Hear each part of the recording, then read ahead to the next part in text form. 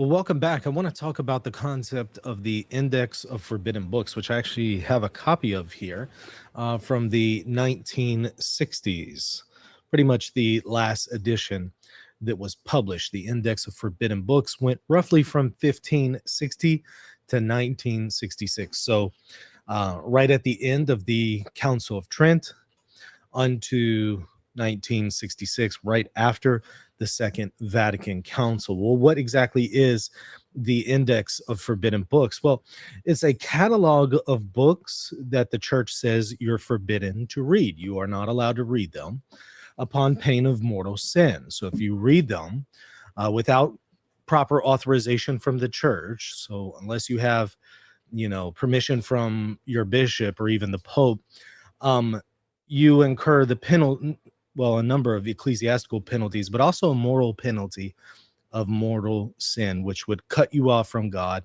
and therefore you're going to hell as long as you remain in that state. So it's a very serious matter. For quite some time, for hundreds of years, this was a very big deal, the Index of Forbidden Books. And, there's some famous authors that are on this index, some of which may surprise you. Shakespeare, Machiavelli, The Prince is on there. Galileo's works. John Milton, Paradise Lost.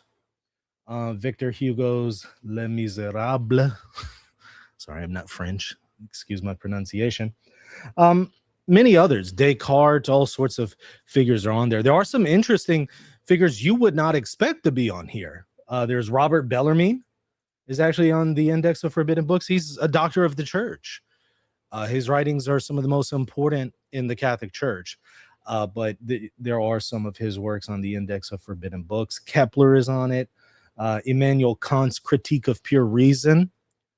All sorts of individuals. And in fact, I was kind of browsing through this one and came across this. This one will really shock you. John Chrysostom, another doctor of the church and saint, early church father. Some of his works are on the Index of Forbidden Books. Irenaeus, just recently made doctor of the church, Saint Irenaeus. Really important early church father from the 2nd century. Some of his works are on the Index of Forbidden Books. Josephus, believe it or not, is on the index, and he's, of course, very important for knowing mainly first century Judea and what's going on over there in the land of Israel in that time period. So he's, of course, a very important Jewish source at the time. All sorts of people are on here for various reasons. Some people that the church considers saints, some that the church considers sinners. So there's various reasons why. But it raises the question, okay, well, what exactly happened to the Index of Forbidden Books? And does that somehow mean that, the church rejects free speech and stuff like that? Those are questions certainly worth exploring. So that's what I want to briefly talk about here. First of all, why did it end in 1966? Pope Paul VI is the one who ended it right after the Second Vatican Council. And the reason is obvious. The church doesn't have control of the state anymore. Back when the church had control of the state, it could have this and enforce this and tell people what books they can and cannot read. And the idea is that, well, if you read this without proper approval, it could mislead you and mislead your faith, and you'll start to doubt the Catholic Church and you'll leave the faith.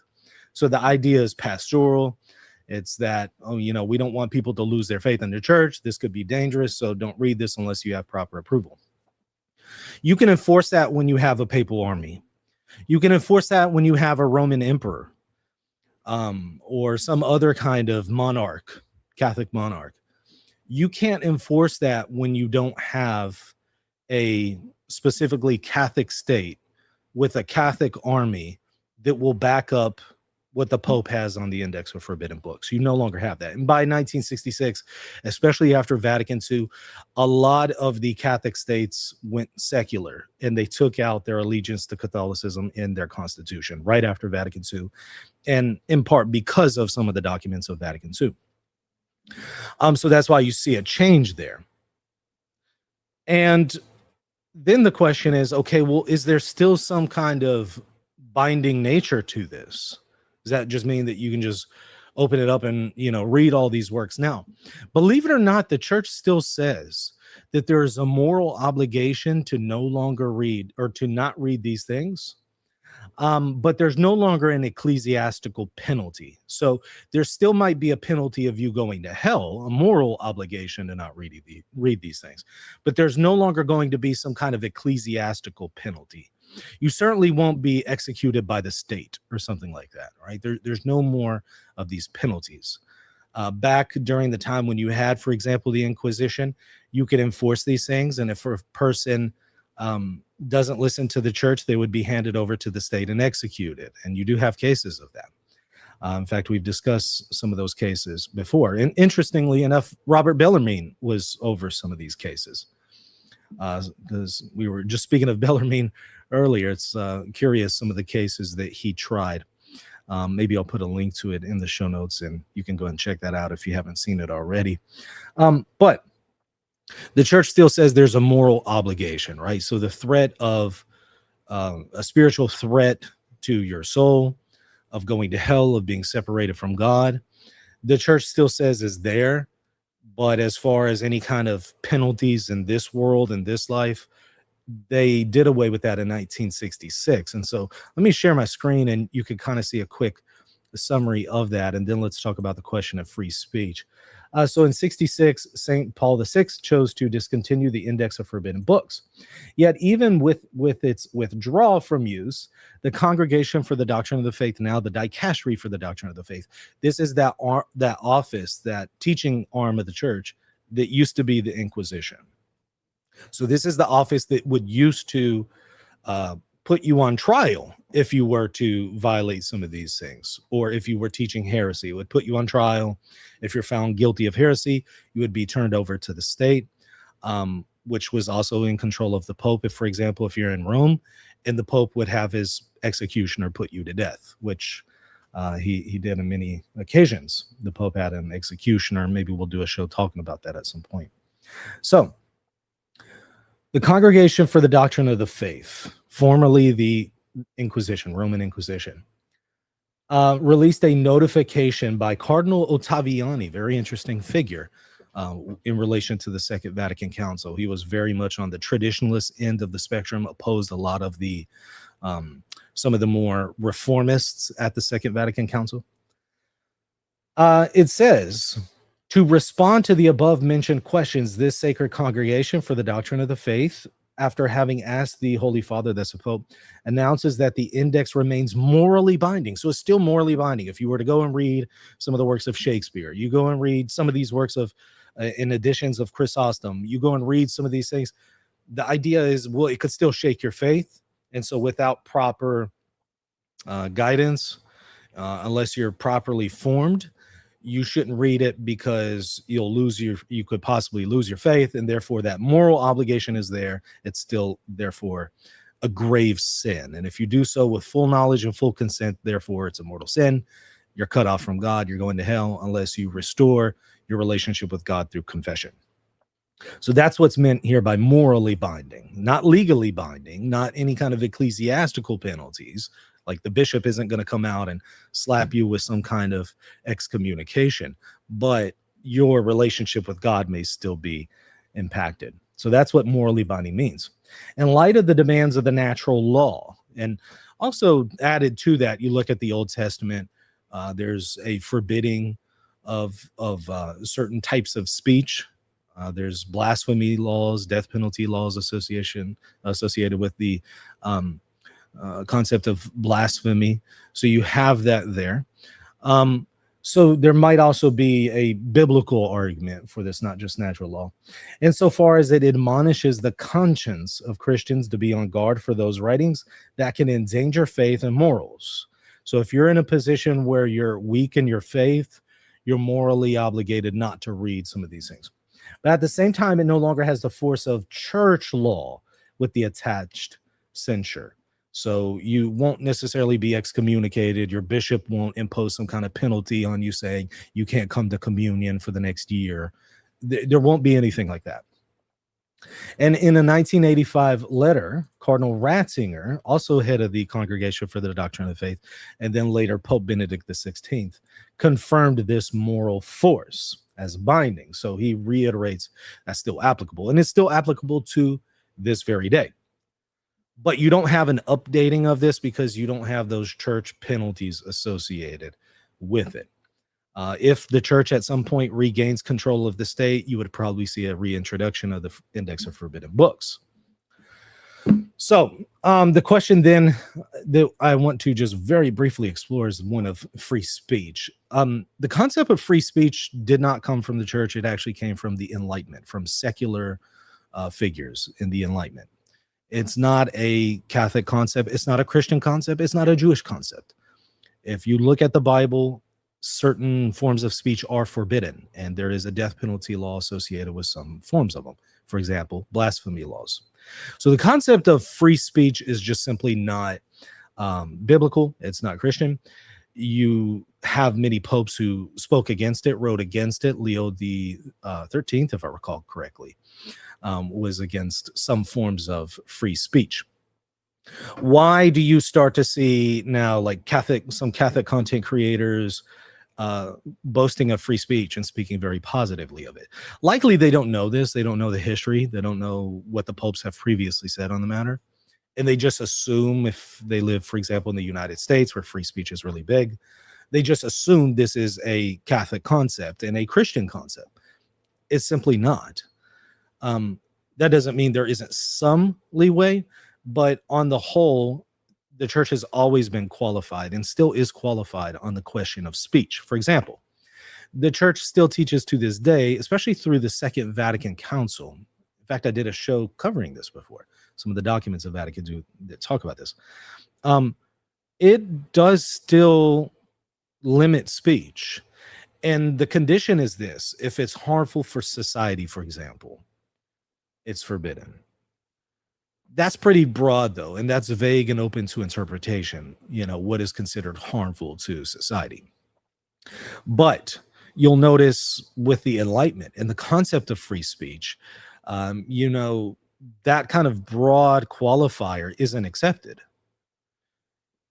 Today, effectively, the only limits on free speech or only limits on speech that you have is something that would cause like immediate danger to society, not just something that's bad for society. Telling falsehood, propaganda, that's bad for society, but it's perfectly legal in the United States. I mean, we get it all the time from the president and from this administration. And so that broad concept that the church teaches is effectively rejected in the United States. But there are limits, right? You can't scream bomb on a plane or something like that, right? There are some limits. If there's some kind of immediate danger and threat to people's lives, incitement of a riot, things like that. Okay, so there's much less qualification on speech these days. So does the church, has it ever accepted, does Christianity, even in general, even outside of Catholicism, accept free speech? Well, I think Protestants would probably hold to more of an American version of free speech. Are they doing so consistently with the Bible? Probably not. But I think you'll find it very common among Protestantism. But within a Catholic framework, I don't think the concept of American free speech is compatible with the Catholic understanding of speech. I think it does limit it more than the United States does. And so you'll see, again, a lot of content creators kind of boasting and bragging about the concept of free speech, but just kind of unaware, especially Catholic content creators, kind of unaware of some of this stuff. It just kind of leaves you wondering, have you ever heard of the Index of Forbidden Books? Like, what do you think that is, right? Just because it's not in effect legally today doesn't mean it's not still a concept morally. And why do you think the church had this when it had control of the state? Is kind of the question I'm always wondering in the back of my mind. And I guarantee if you ask them about it, they would have no idea what you're talking about. And there is the problem. Therein lies the problem. They just don't know. They assume American free speech that came from the secular society and the Enlightenment. They assume that that's Christianity. and it's just simply not compatible. And I think at some point there's going to be a clash between these two concepts. In fact, we might be seeing that now. But I think it will certainly become even more of a clash if the church ever regains control of the state. It's less so of an issue right now because the church just does not have any kind of real control of the state. It has a moral voice to the state. The Pope will speak to various countries and say, this is right, this is wrong. But the Pope doesn't have an army that he can raise up and go on a crusade against the United States if Trump doesn't listen to him on Iran or Gaza. There's no papal army that will go and fight, some country that's not listening. If, however, that changes in the future, I think you will see the question of speech once again brought back up. So I think maybe at that point you would see the reintroduction of the Index of Forbidden Books. You have this concept of the Inquisition, of course, in church history. Well, where did that come from? In part, it comes from the Old Testament. You do have an analogous concept of an Inquisition in the Old Testament. And that was the basis, as well as some other things, that was the basis for the Inquisition in church history, in the New Covenant. So I think if, again, there's a reassertion of control over the state, at some point you would see a reintroduction of an Inquisition. You would see a reintroduction of the Index of Forbidden Books. I don't think that would be anytime soon because I don't see the church gaining control of the state anytime soon right now. It seems like all of the churches want this separation. Countries want this rigid separation between church and state. At best, they'll have some kind of nominal affiliation with Christianity or even the Catholic Church, but nothing that's really solid, nothing that's really committed. Certainly nothing like what we saw with the Byzantine Empire or the Roman Empire, for example. But again, that may change at some point in the future. I mean, we are starting to see a little bit of discontent with this idea of separation between church and state, and we're starting to kind of see more of a reassertion of let's make the state Christian. You see that with Pete Hegseth. You see that with maybe even to an extent Trump. You see that with this Christian nationalism movement that we're currently witnessing right now in the U.S.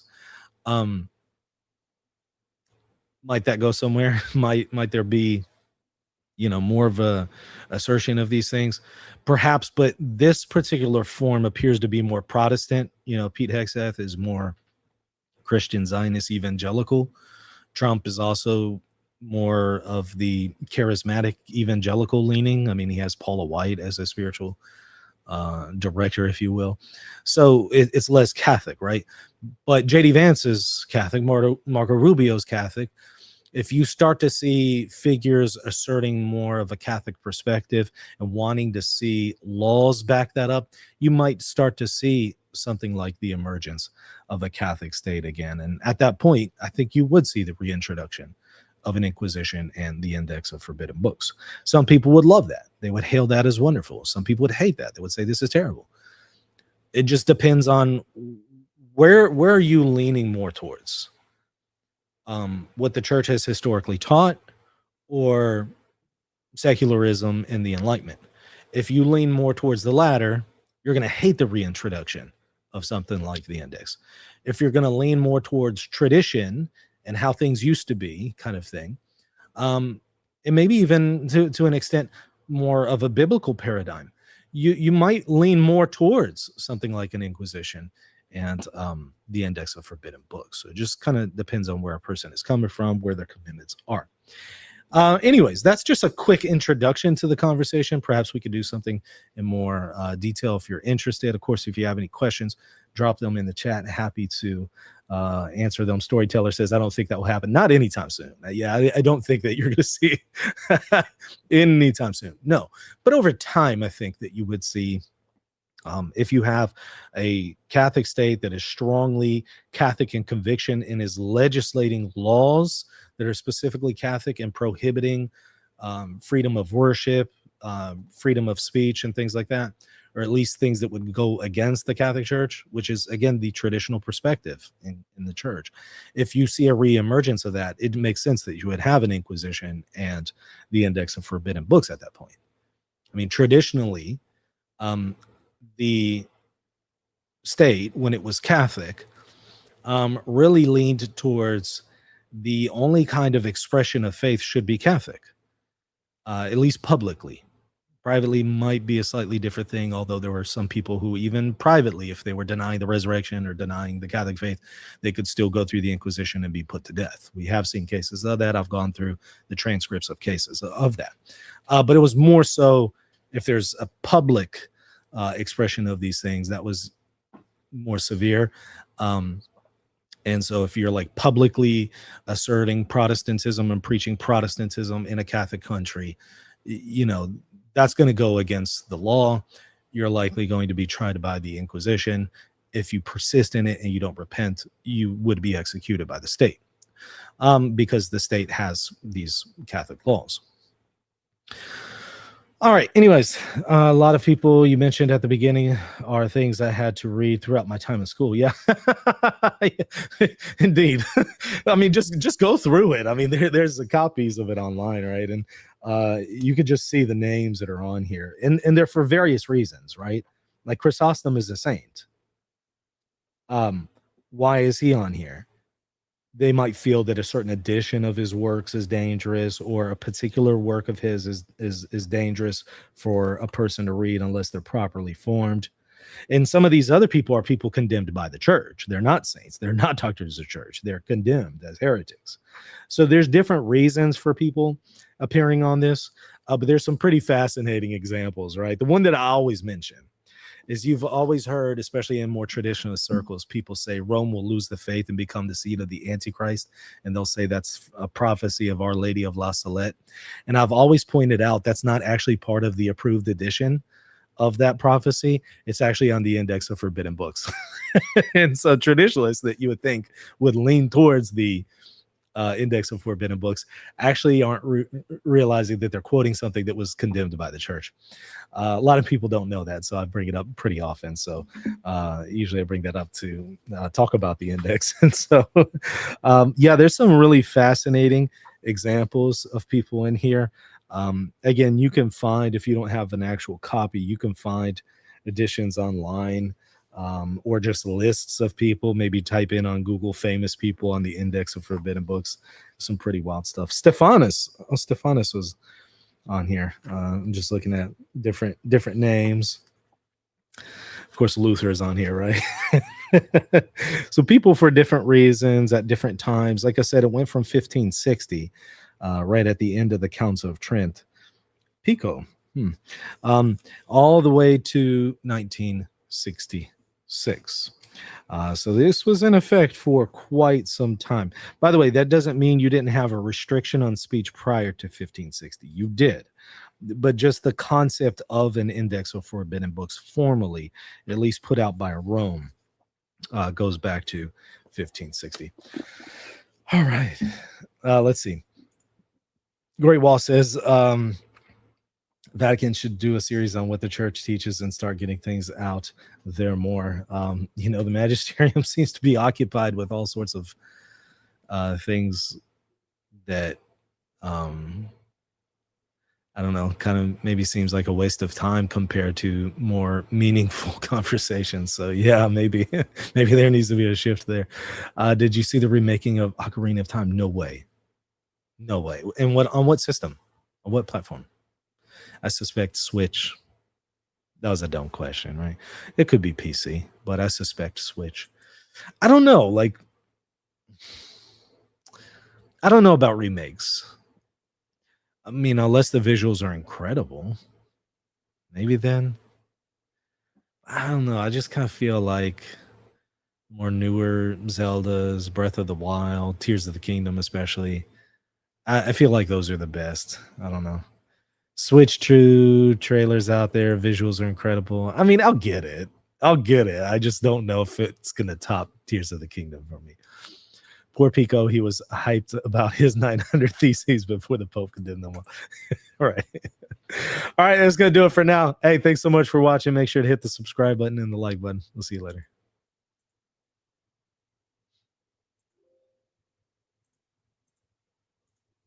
Hey, thanks so much for watching. Make sure to subscribe. And if you want to support my work, check me at patreon.com/Reason of Theology.